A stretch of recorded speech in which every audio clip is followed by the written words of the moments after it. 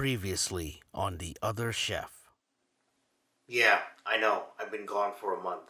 So you're probably wondering, where are my books and my bookcase? A lot has happened within the last month since my last video of Coffee for One at Refill Coffee in Portland, Oregon. First of all, I don't have an apartment anymore because of work. So, been traveling a lot, especially in the Washington, D.C. area and also in the southwest part of the United States, in particularly Phoenix, Arizona, and also San Diego, California. I'm going to start putting out a lot of great content, including my restaurant visits in the DC area, such as Little Pearl, Spoken English, and even some of the really cool and unique restaurants in San Diego, California, such as Juniper and Ivy, Jeunesse Jolie.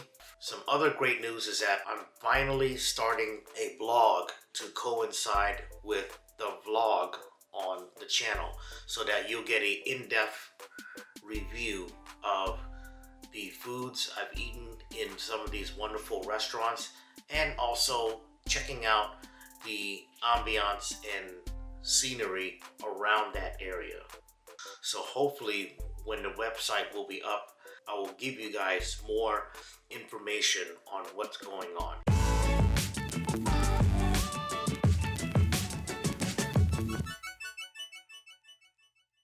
Chef's Vlog, February 13th, 2020. I arrived at the Line Hotel in Washington, D.C. to visit the Michelin Bib Gourmet restaurant Spoken English. This is a homage to the Techinomiya style restaurants all over Japan. This standing room only restaurant seats 12 people comfortably.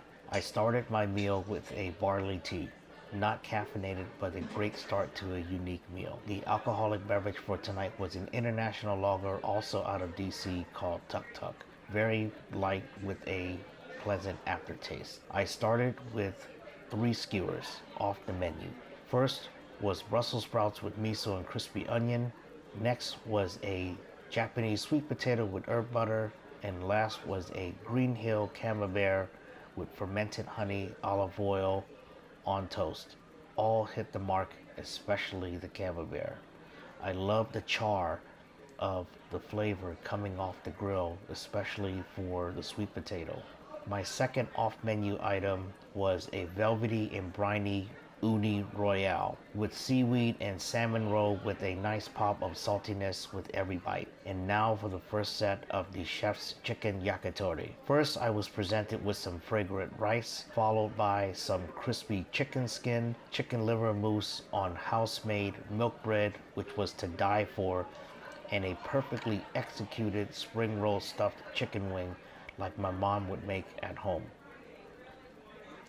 The next set was a beautifully plated yakitori skewers starting from 7 o'clock, a succulent chicken meatball consisting of dark and white meat, deboned chicken leg meat, chicken heart, chicken oysters, deboned chicken thigh, and a crispy chicken skin, served with a traditional egg yolk with shoyu and what seems to be sesame oil. My final set was a chicken wing broth to cleanse my palate, alongside with a cold towel, which I think was a very nice touch. Dessert was a very light and decadent layer cake with candied kumquats, which I shared with my other table mates since one of them was celebrating their birthday and I couldn't finish the cake by myself.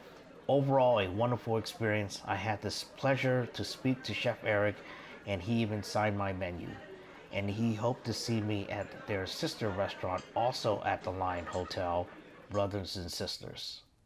Hey, thanks for watching. If you loved this video, give it a thumbs up, hit that subscribe button, and hit that bell for notifications on future content on this channel, to include my future travel series on other restaurants, and also check out some past videos, including my Ask the Chef series and also my travel series when I went to Europe 2 years ago.